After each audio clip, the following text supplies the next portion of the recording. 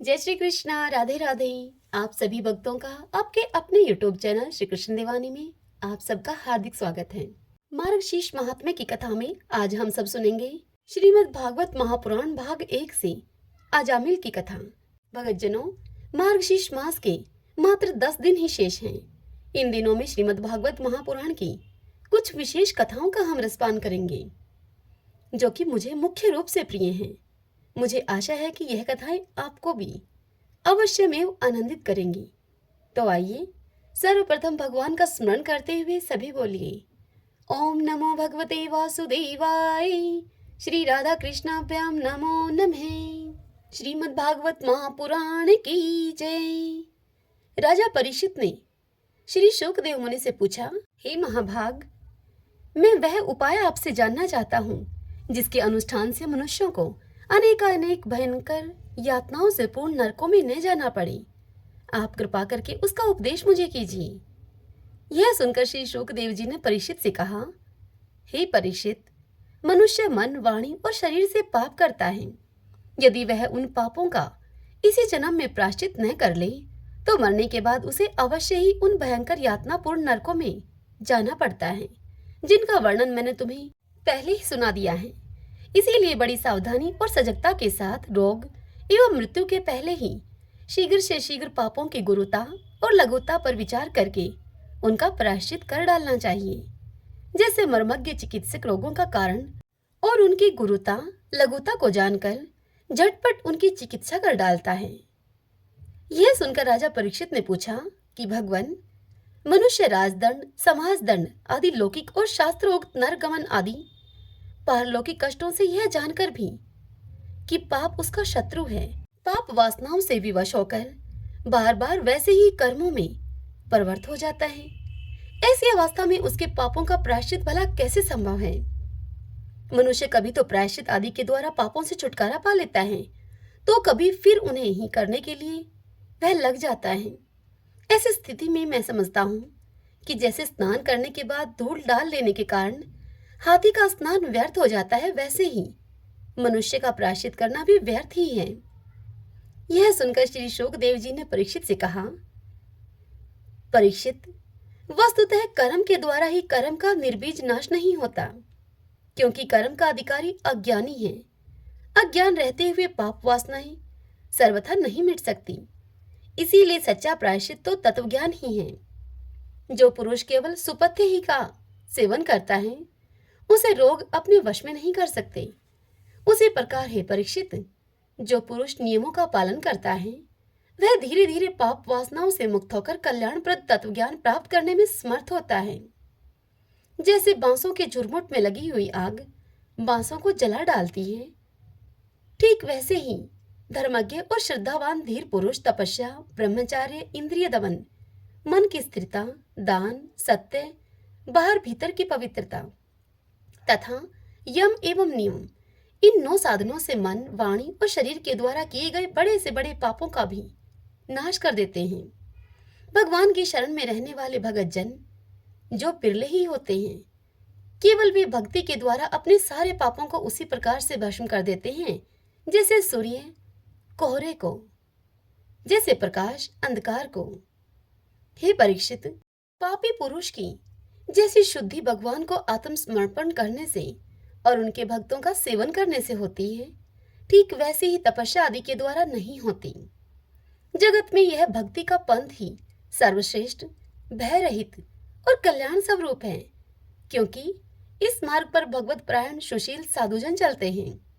हे परीक्षित, जैसे शराब से भरे हुए घड़े को नदियां पवित्र नहीं कर सकती, ठीक वैसे ही बड़े बड़े प्रायश्चित बार बार किए जाने पर भी भगवत विमुख मनुष्य को पवित्र करने में असमर्थ हैं। अर्थात जो मनुष्य भगवान से विमुख है, उसके बार बार प्रायश्चित करने पर भी उसके पाप नहीं कटते। जिन्होंने अपने भगवत गुणान अनुरागी मन मधुर को भगवान श्री कृष्ण के चरणारविंद मकरंद का एक बार भी पान करा दिया, उन्होंने सारे प्रायश्चित कर लिए। वे स्वपन में भी यमराज और उनके पाशधारी दूतों को नहीं देखते, फिर नरक की तो बात ही क्या है। हे परीक्षित, इस विषय में महात्मा लोग एक प्राचीन इतिहास कहा करते हैं। उसमें भगवान विष्णु और यमराज के दूतों का संवाद है। तुम मुझसे उस महात्मा को सुनो। कन्य कुब्ज नगर अर्थात कन्नौज में एक दासीपति ब्राह्मण रहता था। उसका नाम था अजामिल। दासी के संसर्ग से दूषित होने के कारण उसका सदाचार नष्ट हो चुका था। वह पतित कभी तो बटोहियों को बांधकर उन्हें लूट लेता, तो कभी लोगों को जुए के छल से उनको हरा देता। किसी का धन धोखाधड़ी से ले लेता तो किसी का धन चुरा लेता। इस प्रकार अत्यंत निंदनीय वृत्ति का आश्रय लेकर वह अपने कुटुंब का पेट भरता था और दूसरे प्राणियों को वह बहुत ही सताता था। हे परीक्षित, इसी प्रकार वह वहां पर रहकर दासी के बच्चों का लालन पालन करता रहा। इस प्रकार उसकी आयु का बहुत बड़ा भाग 88 वर्ष बीत गई। बूढ़े अजामिल के 10 पुत्र थे। उनमें से सबसे छोटे का नाम था नारायण। माँ बाप का वह बहुत ही लाडला था। वृद्ध अजामिल ने अत्यंत मोह के कारण अपना संपूर्ण हृदय अपने बच्चे नारायण को सौंप दिया था। वह अपने बच्चे की तोतली बोली सुन सुनकर तथा बाल सुलभ खेल देख देख कर फूला नहीं समाता था। अजामिल बालक के स्नेह बंधन में बंध गया था। जब वह खाता तो अपने उस बालक नारायण को भी खिलाता, जब पानी पीता तो अपने उस बालक को भी पिलाता। इस प्रकार वह अतिशय मूढ़ हो गया था। उसे इस बात का पता ही न चला कि मृत्यु मेरे सिर पर आ पहुंची है। वह मूर्ख अजामिल इसी प्रकार अपना जीवन बिता रहा था कि मृत्यु का अब समय आ पहुंचा। अब वह अपने पुत्र बालक नारायण के संबंध में ही सोचने और विचारने में लगा रहा।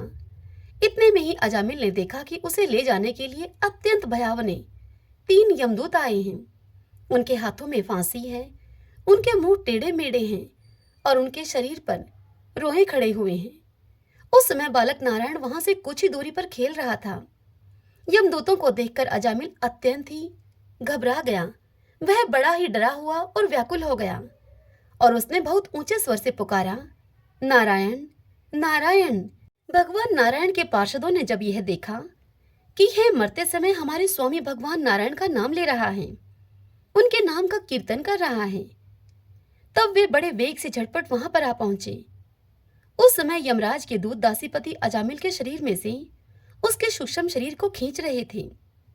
विष्णु दूतों ने यह देखकर यम के दूतों को बलपूर्वक रोक दिया। उनके रोकने पर यमराज के दूतों ने विष्णु भगवान के पार्षदों से कहा, अरे धर्मराज की आज्ञा का निषेध करने वाले तुम लोग भला कौन हो? तुम किसके दूत हो और कहां से आए हो और इसे ले जाने के लिए हमें क्यों रोक रहे हो? क्या तुम लोग कोई देवता, उपदेवता अथवा सिद्ध श्रेष्ठ हो? हम देखते हैं कि तुम सब लोगों के नेत्र कमल दल के समान कोमलता से भरे हैं। तुम पीले पीले रेशमी वस्त्र पहने हो, तुम्हारे सिर पर मुकुट, कानों में कुंडल और गले में कमल के हार लहरा रहे हैं। सबकी नई अवस्था है। सुंदर सुंदर 4-4 भुजाएं हैं तुम्हारी। सभी के कर कमलों में धनुष, तरकश, तलवार, गदा, शंख, चक्र, कमल यह सब सुशोभित हैं। तुम लोगों की अंगकांति से दिशाओं का अंधकार और प्राकृत प्रकाश भी दूर हो रहा है। हम धर्मराज के सेवक हैं, हमें तुम लोग भला क्यों रोक रहे हो?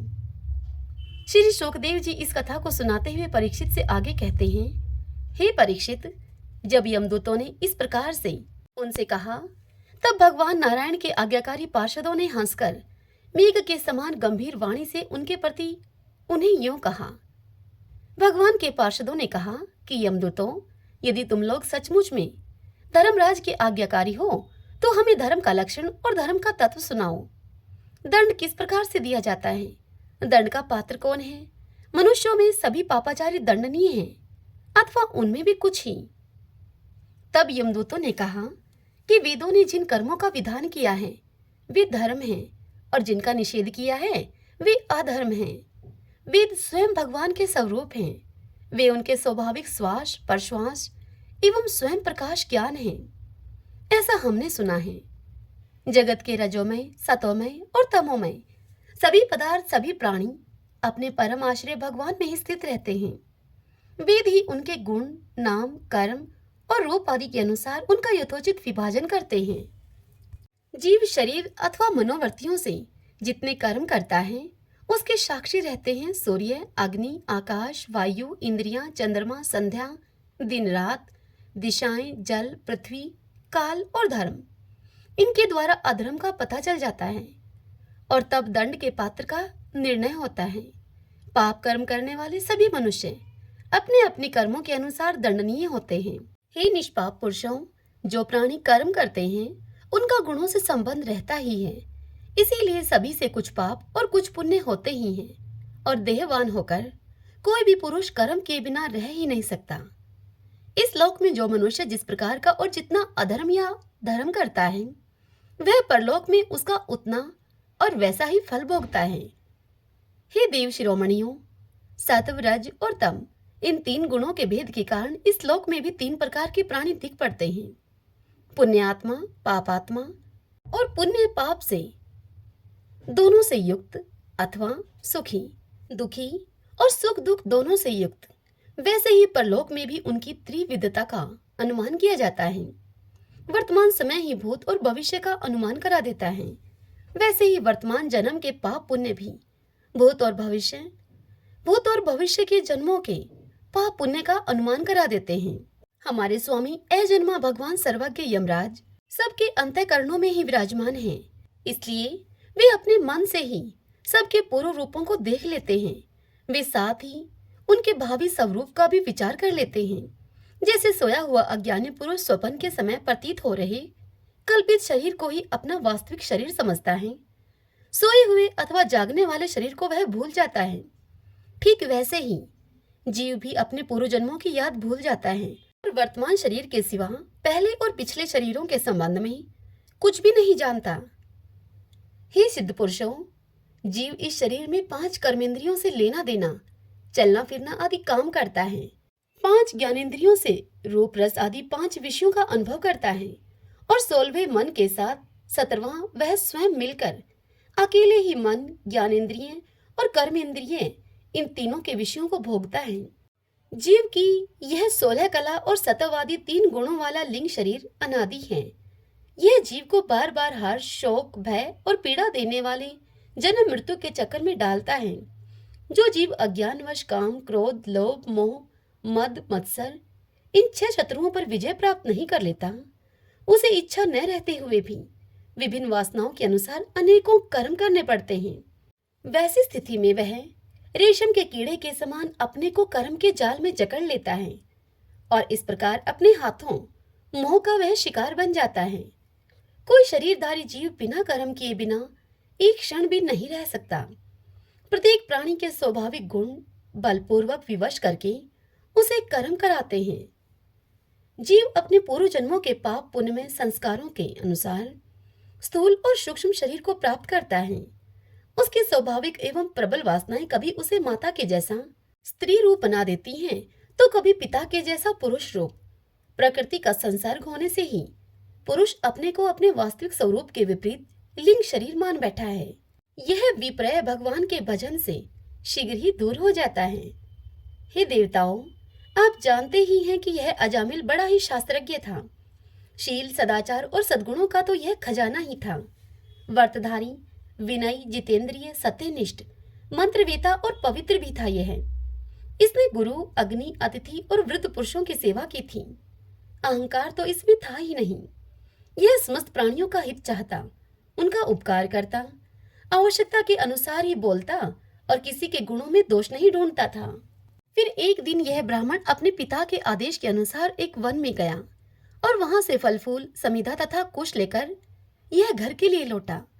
लौटते समय इसने देखा कि एक भ्रष्ट शूद्र, जो कि बहुत ही कामी और निर्लज है, वह शराब पीकर किसी वैश्या के साथ विहार कर रहा है। वैश्या भी शराब पीकर मतवाली हो रही है। नशे के कारण उसकी आंखें नाच रही हैं। वह वैश्या अर्धनग्न अवस्था में हो रही है। वह शूद्र उस वैश्या के साथ कभी गाता तो कभी हंसता और कभी तरह तरह की चेष्टाएं करके उसको प्रसन्न करता। हे निष्पाप पुरुषों, शूद्र की भुजाओं में अंगराग आदि कामोदीपक वस्तुएं लगी हुई थीं और वह उनसे उस उल्टा का आलिंगन कर रहा था। अजामिल उन्हें इस अवस्था में देखकर सहसा मोहित होकर और काम के वश में हो गया। यद्यपि अजामिल ने अपने धैर्य और ज्ञान के अनुसार अपने कामवेग से विचलित मन को रोकने की बहुत बहुत चेष्टाएं की, परंतु पूरी शक्ति लगा देने पर भी वह अपने मन को रोकने में असमर्थ रहा। उस वैश्या को निमित्त बनाकर काम पिशाच ने अजामिल के मन को ग्रस लिया उसकी सदाचार और शास्त्र संबंधी चेतनाएं सब नष्ट हो गई। अब यह अजामिल मन ही मन उसी वैश्या का चिंतन करने लगा और अपने धर्म से यह विमुख हो गया। अजामिल सुंदर सुंदर वस्त्र आभूषण आदि वस्तुएं जिनसे वह वैश्या प्रसन्न होती वह उसे लाकर देता। यहाँ तक कि इसने अपने पिता की सारी संपत्ति देकर भी उस उल्टा को रिझाया। यह ब्राह्मण अजामिल सभी चेष्टाएं उसी प्रकार की करता जिससे कि वह वैश्या प्रसन्न होती। उस स्वच्छंद चारिणी वैश्या की तिरछी चितवन ने अजामिल के मन को ऐसा लुभा लिया कि इसने अपनी कुलीन नव युवती और विवाहिता पत्नी तक का भी परित्याग कर दिया। हे देवताओं, इसके पाप की भी भला कोई सीमा है। यह कुबुद्धि न्याय से अन्याय से जैसे भी जहां कहीं भी उसको धन मिलता वहीं से वह धन उठा लाता। उस वैश्या के बड़े कुटुंब का पालन करने में ही यह सारा समय अपना बिताता और इस प्रकार से वह कुल्टा के साथ व्यस्त रहता। आगे यम के दूत भगवान विष्णु के पार्षदों से कहते हैं कि इस पापी ने शास्त्राज्ञा का उल्लंघन करके स्वच्छंद आचरण किया है। यह सत्पुरुषों के द्वारा निंदित है। इसने बहुत दिनों तक वैश्या के मल समान अपवित्र अन्न से अपना जीवन व्यतीत किया है। इसका सारा जीवन ही पाप में है। इसने अब तक अपने पापों का कोई प्रायश्चित भी नहीं किया है। इसलिए अब हम इस पापी को दंड पानी भगवान यमराज के पास लेकर जाएंगे। वहां यह अपने पापों का दंड भोगकर शुद्ध हो जाएगा। अजामिल ब्राह्मण की इससे आगे की कथा हम कल अगले अध्याय में सुनेंगे। श्रीमन नारायण नारायण हरि हरि, भजमन नारायण नारायण हरि हरि। श्रीमद् भगवत गीता प्रथमो अध्याय। धृतराष्ट्र बोले, हे संजय, धर्म भूमि कुरुक्षेत्र में एकत्रित युद्ध की इच्छा वाले मेरे और पांडु के पुत्रों ने क्या किया? तब संजय बोले, उस समय राजा दुर्योधन ने व्यूह रचना युक्त पांडवों की सेना को देखकर और द्रोणाचार्य के पास जाकर उनसे यह वचन कहा, हे आचार्य, आपके बुद्धिमान शिष्य द्रुपद पुत्र धृष्टद्युम्न के द्वारा व्यूह आकार खड़ी की हुई पांडु पुत्रों की इस बड़ी भारी सेना को देखिए। इस सेना में बड़े बड़े धनुषों वाले तथा युद्ध में भीम और अर्जुन के समान शूरवीर सात्यकी और विराट तथा महारथी राजा द्रुपद, धृष्टकेतु और चेकिस्तान तथा बलवान काशीराज, पुरुजित, कुंतीभोज और मनुष्यों में श्रेष्ठ सैभ्य, पराक्रमी युद्धामन्यु तथा बलवान उत्तम मौजा, सुभद्रा पुत्र अभिमन्यु एवं द्रौपदी के पांचों पुत्र, ये सभी महारथी हैं। हे ब्राह्मण श्रेष्ठ, अपने पक्ष में जो भी प्रधान हैं, उनको आप समझ लीजिए।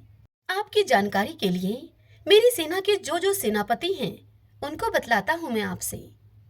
आप द्रोणाचार्य और पितामह भीष्म तथा कर्ण और संग्राम विजयी कृपाचार्य तथा वैसे ही अश्वत्थामा, विकर्ण और सौंदत्त का पुत्र भूरिश्रवा और भी मेरे लिए जीवन की आशा को त्याग देने वाले बहुत से शूरवीर अनेक प्रकार के शस्त्र अस्त्रों से सुसज्जित और सब के सब युद्ध में चतुर हैं।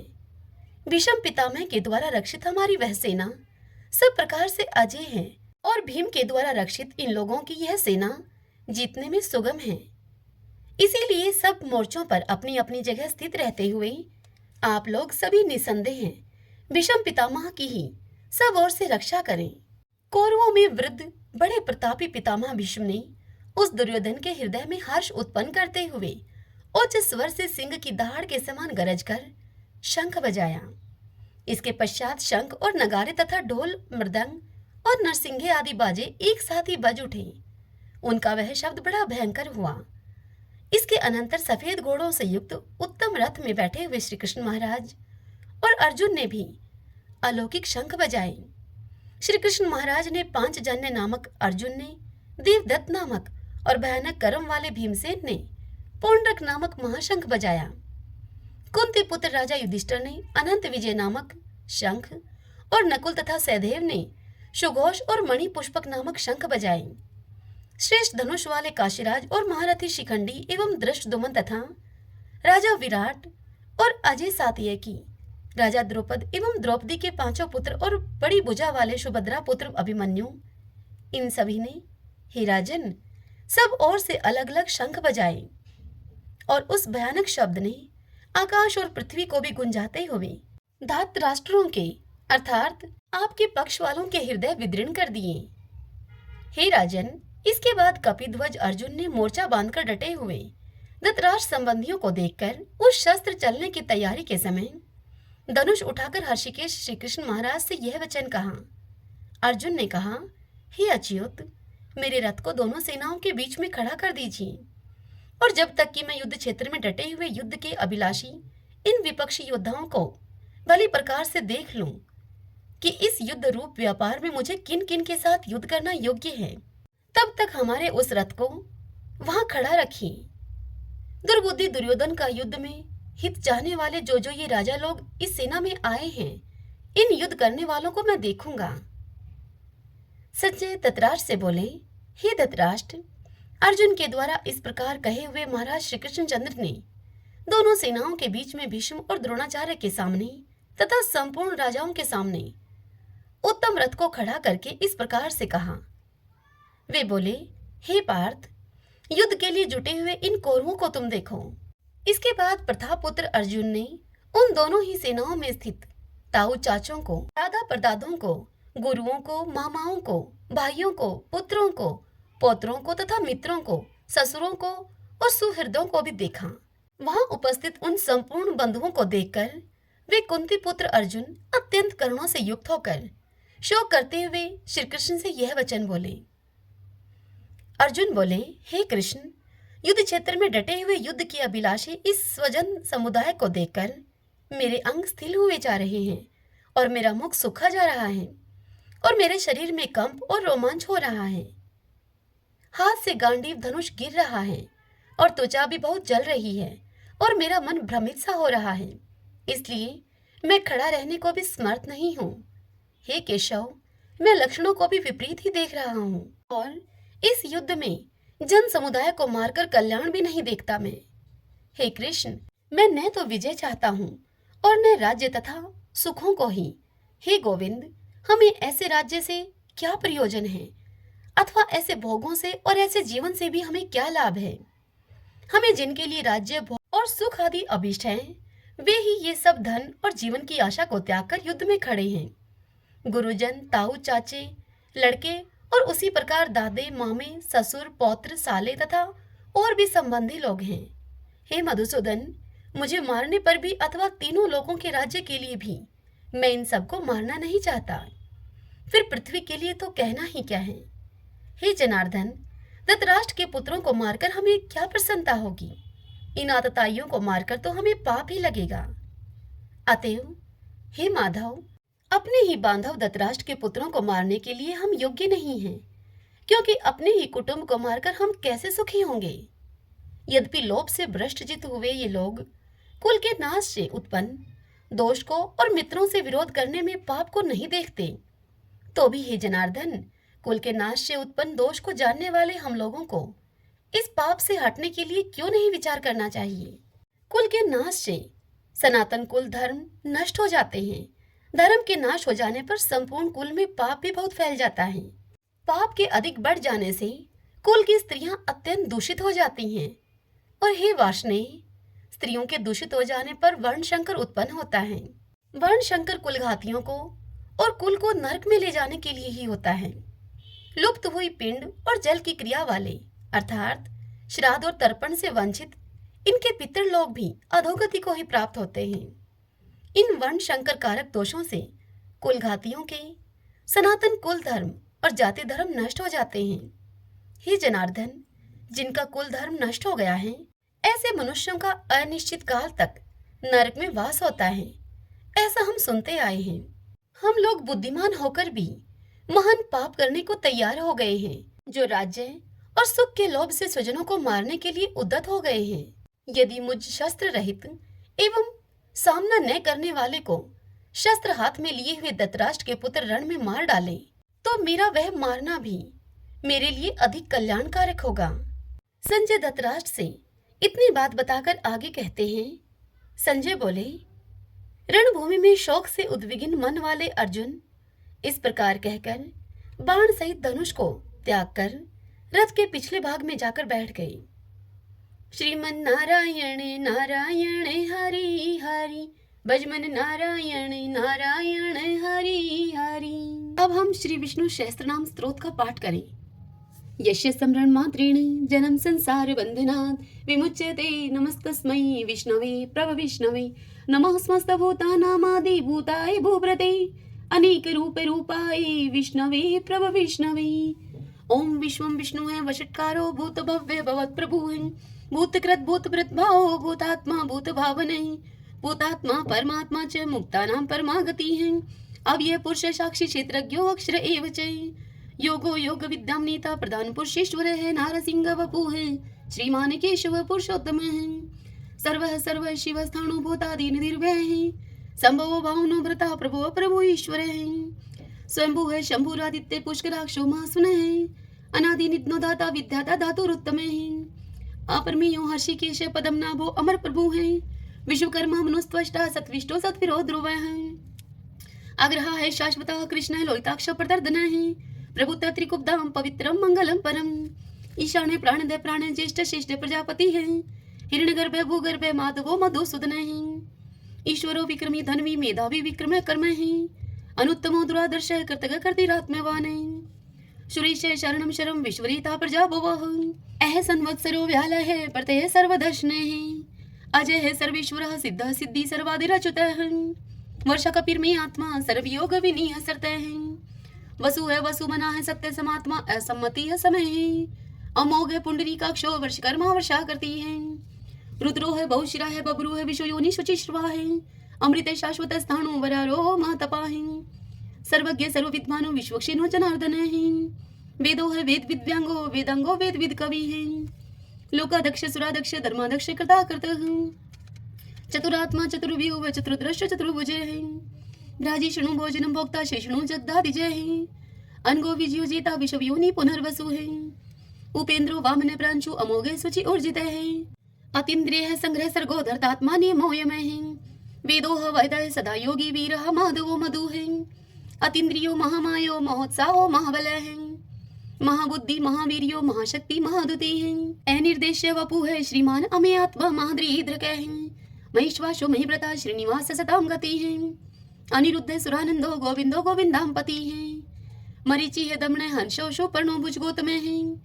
हिरणाभ सूतपा पदम नाभ प्रजापति है। अमृत्यु है सर्वद्रक है सिंह संदाता संधिमान स्त्र है। अजो है दुर्मुष्ण शास्ता विश्वतात्मा सुरारिया है।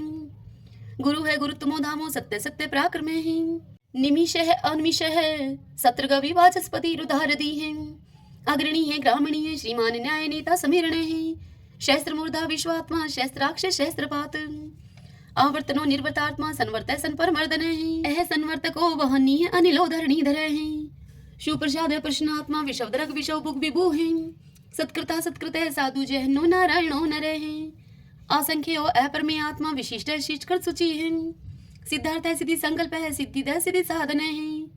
वर्षाई वर्षपो विष्णु वर्ष पर वर्षोदर है। वर्धनो वर्धमान है विविक्त श्रुति सागर है।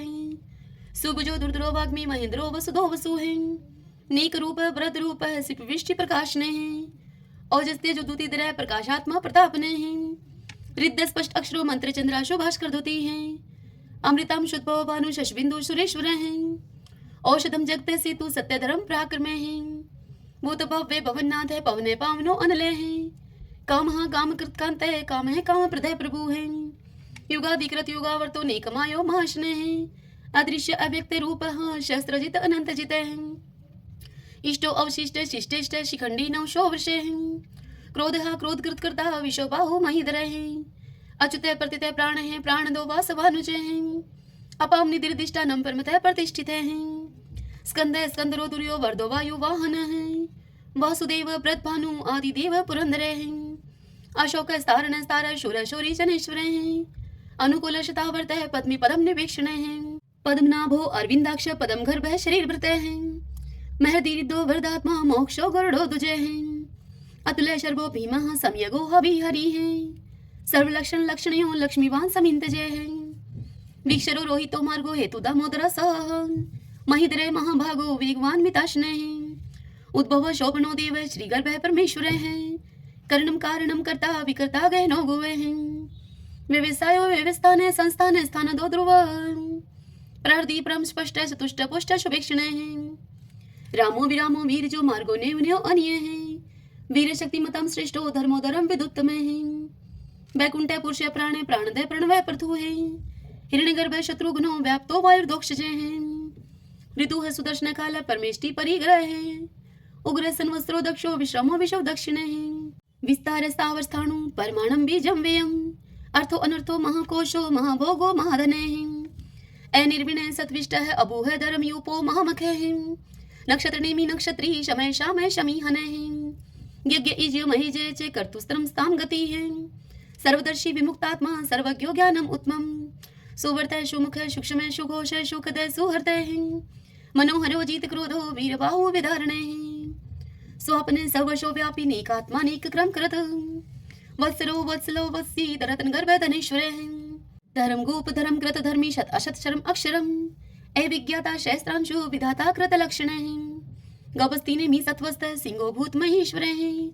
आदिदेवो महादेव देवशो देव भृत गुरु उत्तरो गोपतिर्गोप्ता ज्ञान गम्य पुरातने शरीर भूत भृत भोक्ता कपिंद्रो बुरी दक्षिणे सोमपो अमृतप सोम पुरुषित पुरुषोत्तम विनियुजे सत्य सिंधो दाशर सत्वतम पति जीवो अविनिता साक्षी मुकुंदो अमित विक्रम अंबो निदिर्णंतात्मा मोदधिशयो अनंत के अजय है मारे है स्वभाव जीता मित्र प्रमोदने आनंदो नंदनो नंद सत्य धर्मा त्रिविक्रमे महर्षि कपिलाचार्य कर्तघ मेदनी पति हैं त्रिपद त्रिदशा अध्यक्षो मास्टरं कृतांत करते हैं महावराहो गोविंदे सुषेण कनकांगदी गुह गभीरोगे नो गुप्त चक्र गदाधरे वेदा स्वंगो अजिते कृष्णो दृढ़ संकर्षण अच्युते वर्णो वारुणो वृक्ष पुष्कराक्षो महामना भगवाने भगानंदी वनमाली हलायुदे आदित्यो ज्योतिरादित्य शैषणो गतिस्तमः शुधन्वा खंड परशु है दारुणो द्रविण प्रदय द्विस्पर्क सरदृग व्यासो वाचस्पति योनिजय त्रिशामा श्याम गय श्याम निर्वाणम बीजम विष्के संन्यास कृष्ण शांत निष्ठा शांति प्रायणम शुभांगम शांति दृष्टा कुमुदय कुवलेशय गोहति गोपति गुप्ता वृषभाक्षो वृष प्रिय अनिवर्ति निर्वर्तात्मा संक्षिप्ता श्रीमकर शिव श्रीवत्स्वक्षा श्रीवास श्रीपति है श्रीमतांबर श्रीदय श्रीश श्रीनिवास श्रीनिधि है श्री विभावने श्रीद्रह श्रीक्रह श्रेय श्रीमान लोकत्रयाश्रय स्वक्षय स्वंगस्तानंदो नंदिर ज्योतिर्गणेश्वर विजितात्मा विधेयात्मा सत्कीर्ति छिन संशय उदृण सर्वत चक्षु अनिश शाश्वत अस्त्र भूषयो भूषणो भूत विशोक शोक नाशने अर्चिस्मान अर्चित कुंभ विशुद्धात्मा विशोधने अनिरुद्धो अप्रतिरथ प्रद्युम्नो अमित विक्रमे कालने मीनिहा वीर शौरी शूर्जनेश्वर त्रिलोकात्मा त्रिलोकेश केशव केशिहारी कामदेव कामपाल कामिकांत कृतागमे अनिर्देश्य गोपु विष्णु वीरो अनंतो धनंजय ब्राह्मणियो ब्रह्माकृत ब्रह्मा ब्रह्म ब्रह्मा विवर्धने ब्रह्माविद ब्राह्मणो ब्रह्मी ब्रह्माज्ञो ब्राह्मण प्रिय महाकर्मो महाकर्मा महातेजा महोरगे महाक्रतु महायज्वा महायगो महावीर सत्वय स्तव प्रिय स्तोत्रम स्तुतारण प्रिय पूर्ण पुरिता पुण्य पुण्य कीर्ति अनामय मनोजव तीरथ करो वसुरेता वसुप्रदय वसुप्रदो वासुदेवो वसु है वसु मनाहावी सदगति है सत्कृति है सत्ता सद्भूति सत्य प्रायणे सूरसेनो यदुश्रेष्ठ सन्निवास है स्वयामुने भूतावासो वासुदेव सर्वासु निलयो अनिलय दृपः दृप्तो दृप्तो दुर्दुरो अपराजित विश्वमूर्ति महामूर्ति दीप्तमूर्ति अमूर्तिमान अनेक मूर्ति अव्यक्त है शतमूर्ति शतानन एकोनेक स्वः किमित तत्पद अनुत्तमम लोकबंधु लोकनाथो माधवो भक्त वत्सल स्वर्ण वर्णो हेमांगो व्रांग चंदनांगदी वीरः विश्व शून्यो गर्ताशी अचल चल एमानी मान दो मानो लोक स्वामी त्रिलोक द्रक सुमेधा मेध जो धन्य सत्य मेधा धराधर तेजो वृषो दुतिधर सर्वशस्त्र प्रतांबर प्रग्रो निग्रो व्यग्रो नेक श्रृंगो गदागर जय चतुर्मूर्ति चतुर्बाहु चतुर्व्यूह चतुर्गति चतुर आत्मा चतुर्भाव चतुर्वेद विद एकपात समावर्तो अनिर्वर्तात्मा दुर्जो दुर्ति कर्म दुर्लभो दुर्गमो दुर्गो दुरावासो दुरारिया शुभंगो लोक सारंग सुतंतु सुतंतु वर्धन इंद्रकर्मा महाकर्मा कृतकर्मा कृतागम उद्भवो सुंदरो सुंदो रत्ननाभ सुलोचन अर्को वासन श्रृंगी जयंत सर विजयी स्वर्ण बिंदु अक्षोभय सर्वागीश्वरेश्वर महाहदो महागतो महाभूतो महानिधि कुंदे कुंदरे कुंदे पर्जने पावनो अनिले हैं, अमृताशो अमृतोपुह सर्वज्ञ सर्वतो मुखे हैं, शूलुभ है शुवर्त सिद्ध शत्रुज शत्रुतापने हैं, ने क्रोध उदम्बरो अशुत चाणुरांत निशोधने हैं, शस्त्रार्थी सप्त जीव सप्तदा सप्त वाहने हैं, अमूर्ति अनगे अचिंत्य भय करद भय नाशने हैं, अणुः व्रतः कृश स्थूल गुणमृत निर्गुणे महाने हैं, ऐद्रते सवद्रते श्वासे प्रागवंशो वंशवर्धने हैं, भारव्रत कथित योगी योगीश सर्व कामदे हैं, आश्रम शर्मण श्याम सुपर्णो वायु वाहन हैं, धनुर्धरो धनुर्वेदो दंडो दमिता दमय हैं, अपराजित सर्वशहो नियंता नियमो अयमय हैं, सतोवान सात्विक सत्य सत्य धर्म प्रायण हैं, अभिप्राय प्रियारो अर्ह प्रियकृत प्रतिवर्धने हैं, विहाय सगति ज्योति है सुरुचि उद्भुग विभु है, रवि विरोचन सूर्य है सविता रवि लोचने हैं, अनंत हूत भूत भोक्ता सुख दो नेक जो अग्रजय हैं, अनिर्णय सदामर्षि लोकधिष्ठानम अद्भुत हैं, सनातन तमय कपिल है कपिर पेय हैं, स्वस्ति स्वस्ति कृत स्वस्ति स्वस्ति भुक स्वस्ति दक्षिणे हैं, एरुद्र कुंडली चक्री विक्रम उच्च शासन हैं, शब्दाति गए शब्द शह शिशिर शर्वरी करे हैं, अक्रूर पेशलो दक्षो दक्षिणे शमीनांबरे हैं, विदुत्मा विद्भय पुण्य श्रवण कीर्तन हैं, उत्तारणो दुष्कृति पुनोदश पन्नाशने हैं, वीर रक्षण संतो जीवन प्रिय वस्थित हैं, अनंत रूप अनंत श्री जीत वन्यो व्यापय चतुरस्रो गभीरात्मा विदिशो व्याधीशो दिशे हैं, अनादिर्भूर्भुव लक्ष्मी सुवीरो रुचिरांग दे हैं, जननो जन जन्मादि भीमो भीम पराक्रमे हैं, आधार नीलो ऐधाता पुष्पहाश प्रजागरे हैं, उद्रवग सत्पथाचार्य प्राणदय प्रणवय पणे हैं, परमाणम प्राण निल्य है प्राणव्रत प्राण जीवने हैं, ततुम तत्फिदेकात्मा जन्म मृत्यु जराति गए हैं, भूर्भुव स्वस्तरुस्तारे सविता पर पितामह हैं, यज्ञो यज्ञपति रेजवा यज्ञांगो यज्ञ वाहने हैं, यज्ञ व्रत यज्ञ ग्रत यज्ञ यज्ञ भोग यज्ञ साधने हैं, यज्ञांत कृते गुहाम अन्नम अन्नादे एवच